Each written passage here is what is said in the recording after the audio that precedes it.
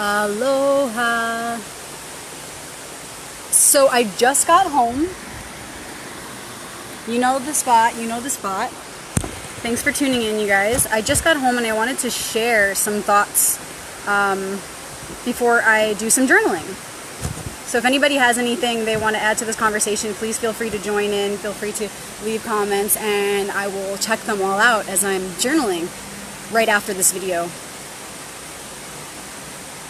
So we always hear about how compassion is the goal. The goal is to cultivate compassion in our hearts, to see ourselves in every other, to know ultimately that there is no other, there's only one. Compassion as the golden rule, right?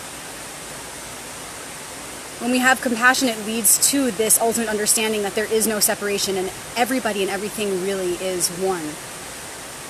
And so, how do we go about cultivating this compassion in a way that we can be sure we're going to stay on track? In a world of so many distractions, it could be really easy to stray from that path. And it seems as though the paths are many. Like there are so many different ways that we can reach that level of compassion or that we can walk toward that place of healing. But thankfully, we can eliminate all of the confusion and we can access a much more efficient process, a guidance system that has been laid out for us from the beginning of time. You see, because everything is one, our nature reflects a sustainable science at its root. There are certain codes, certain laws that help to keep us on that track of remembrance of who we are and why we're here, and help us to achieve that goal of cultivating that compassion in a way that is consistent, in a way that is graceful, and with the least amount of crisis. And so this is why we have the tablets or the commandments, these virtues, really. A lot of you have heard of the book, The Four Agreements. This is a really popular and famous book. Well, what those four agreements are reflecting are really these underlying truths of who we are and our reality, this sustainable science, this system of virtues that, when embodied and when demonstrated, results in the harmonious flow of all beings. And so you can look at those four agreements, you can look at the tablets, you can look at the commandments. Whatever set you begin to examine, you'll see that they're all the same, ultimately. Honor your mother and your father. Don't steal. All things exist within the one. The multiplicity exists within the one. These are keys that when we extract the metaphysical understanding behind them, they begin to show up for us as tools to use to navigate our reality. There's actually a very practical and magical science to these laws, these commandments. So I'm going to stick with the word virtue. Virtues. It's like, be a good person, child. You just came into this world. I'm your mother or your father or your grandmother, any figure that you would look at as wise, right? Having been here for longer than you have. And those figures will say to you, you must be a good person. But why be a good person? Going back to compassion, why is it necessary to embody compassion? Why should we strive to embody this virtue?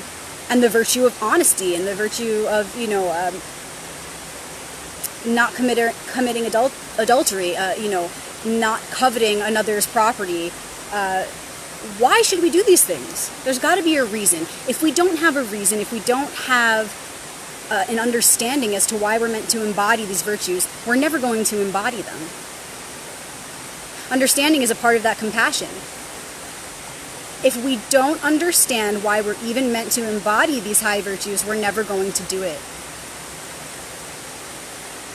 If we want motivation to do something, we have to have that understanding. What am I doing and why am I doing it? The virtues are the rivers, and compassion is the ocean. All rivers lead to the same ocean. All virtues lead to compassion. Together, all of the virtues embodied lead to a well-rounded formula to be able to navigate through our reality with the most grace and the most efficiency. But ultimately, if you take any one of those virtues and dissect it, you'll find the metaphysical understanding, and at its root, you'll find the ultimate truth that everything is one. So all of these virtues are built upon a natural foundation that reflects the truth of who we are. We're all one in that truth, in that space of source. And so because these virtues are all built upon this natural foundation, they're an eternal, everlasting, ever-relevant, sustainable system of tools and guidance. We can use these values, these laws, throughout time, lifetimes and lifetimes. They'll always be applicable because they pertain to the science of us at our core. And they're built upon this design, who we are, the fabric of who we are. So all rivers lead to the same ocean. All virtues lead to compassion. The embodiment of compassion is the secret to eternal life. It's the secret to immortality. If that is not motivation enough to begin deeply studying the virtues and developing a personal relationship with each of them, to be able to embody them in a way that is for the highest good of the one through our individual vessels, then I don't know what else could be more motivating. Eternal life, immortality, happiness, health, abundance. All these things come to not only you, but to all of us when we honor these laws. You know, it could be a big turnoff when we hear, these are the tablets that someone gave us all these years ago. Well, he didn't give it to me. Laws? I don't like the law. We have all these ideas around words and all these misperceptions. So when people speak, we hear what we want to hear. And I feel really passionate about bringing a new awareness to what these laws are, what these commandments are. Why do you think people have coveted them for so long? Why have people preserved these laws for so long? Because, again, they are timeless. They're a timeless system to help anyone who is willing to just look a little deeper into the Kabbalistic or mystic perspective behind them. There's a real science behind these laws, you guys. And it's such a simple system that even a child could remember these things if we just tell them when they first get here, when they first arrive. And then remind them and remind each other all along the way. It's a very simple system, far more simple than all of the other attempts we've been making to create new systems or to find our own way in this mess, in the chaos, in the material entanglement. You'll be looking forever because it's not out there, it's in here. And the commandments or these laws, the virtues reflect that. And again, bringing it back to that book, The Four Agreements, even those four agreements are reflective of these natural laws that are meant to govern us, that do govern us at our core. And so all we're doing by really examining them and then demonstrating them is kind of just getting into that groove of our nature and who we came here to be. We're just kind of like settling into our truth as who we really are. We're not obeying anyone other than ourselves because there is only self. So we don't need to sit there and think, well, I don't want to obey anyone else's system of laws. I'm not here to obey. No, surely you're not. But let me tell you, there's none other than the one. So who are you obeying? Who are you bound to? Who are you afraid of submitting to? Why take it so personally? Why not just have a look and see what is the scientific meaning behind these laws and where did they really come from? If you look deep enough, you'll find that they are reflective of your very own nature. Just like the virtues are the rivers of the ocean of compassion that is reflected in our bodies, in our veins. It's like the virtues are our blood, our DNA. Very much so they are. Very much so. I would say if we were to extract what a virtue would look like, it would be the most beautiful geometry in flow that looks like our DNA, because it is our DNA. Our blood, our DNA, these patterns, they are our story, and they reflect our roots, and they tell us of the future to come. But they're shifting with us. Our consciousness is what affects it, so we can very much shift our DNA and shift our future by just tuning into it here and now. And so it's like, why be a good person? Because there is nothing more fulfilling, because there is nothing more expansive, because there is nothing more in alignment with our highest good as one than the embodiment of these virtues.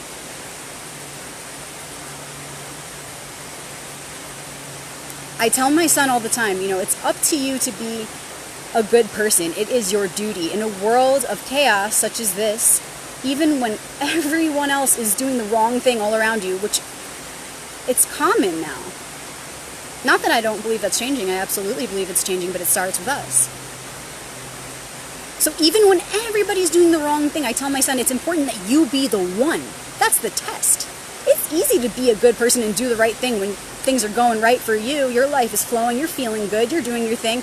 You don't have any worries. But when that moment comes along and you are stressed out and you are worried and you are upset and you are fearful, that is the time to demonstrate your faith. That is the time to demonstrate that you can still maintain the consistency of the embodiment of these virtues.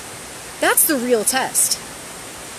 It doesn't prove anything when you can embody those virtues and stand tall and be righteous and be a good person when things are flowing easy.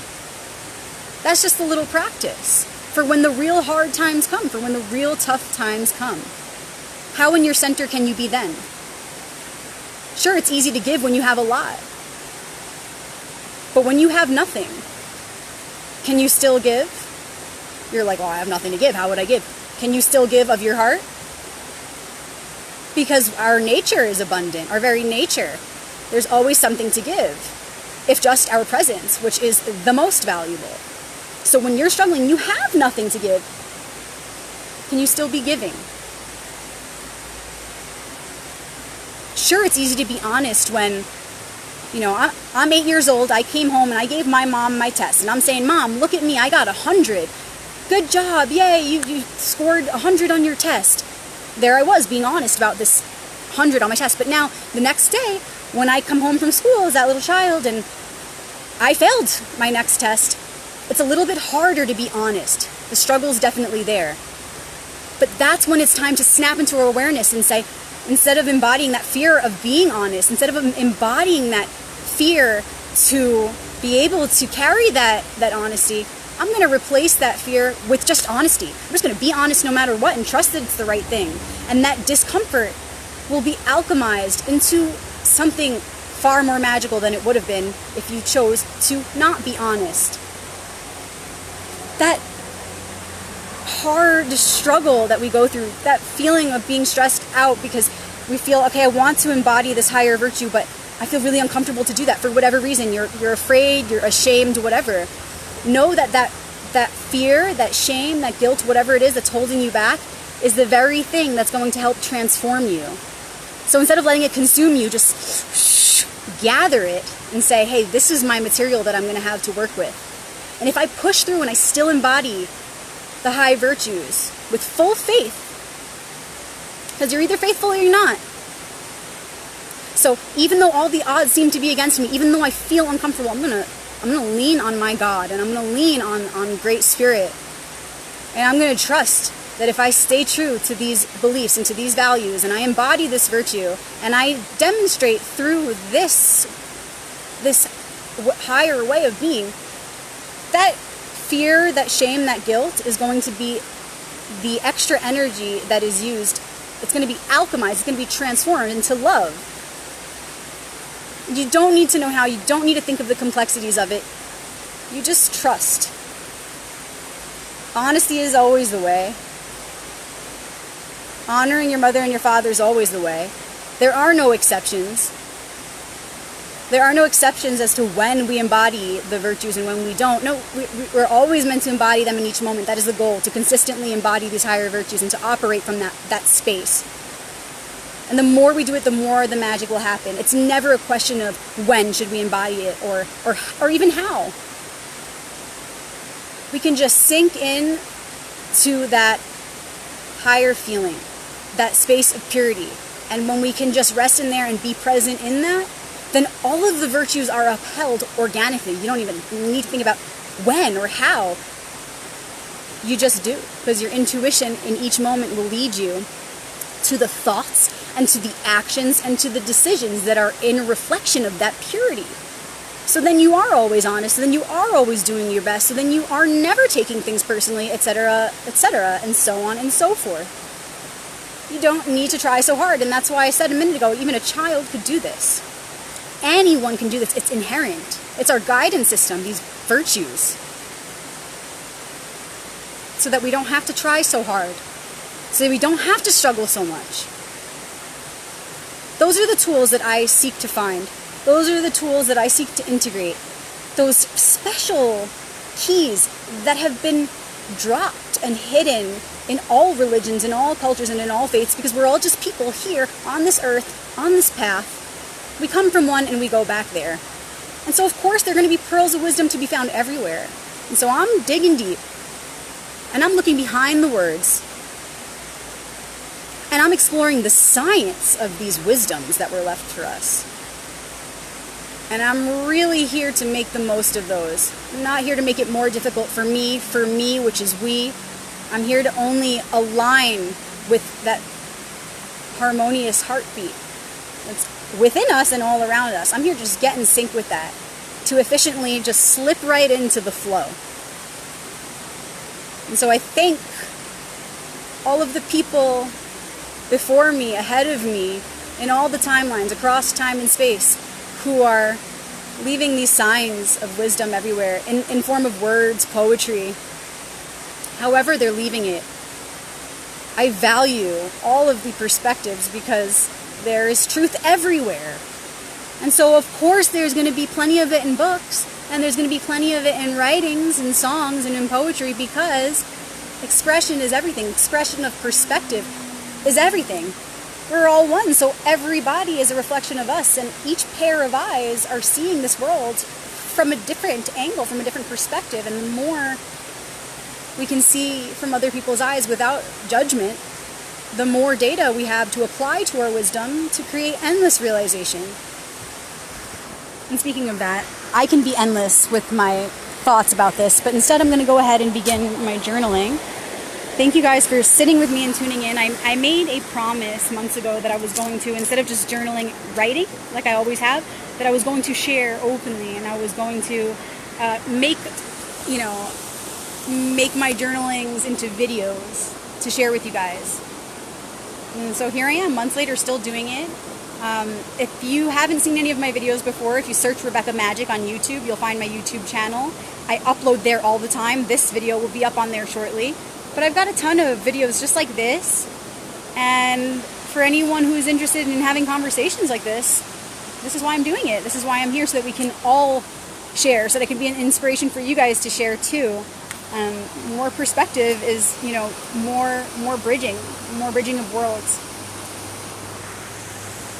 So thank you guys for allowing me to express and to reflect, so that now when I go to write, I can get even more out of it. I can feel clear. I feel inspired, because I was able to just freely get this out first with all of you here with me in nature.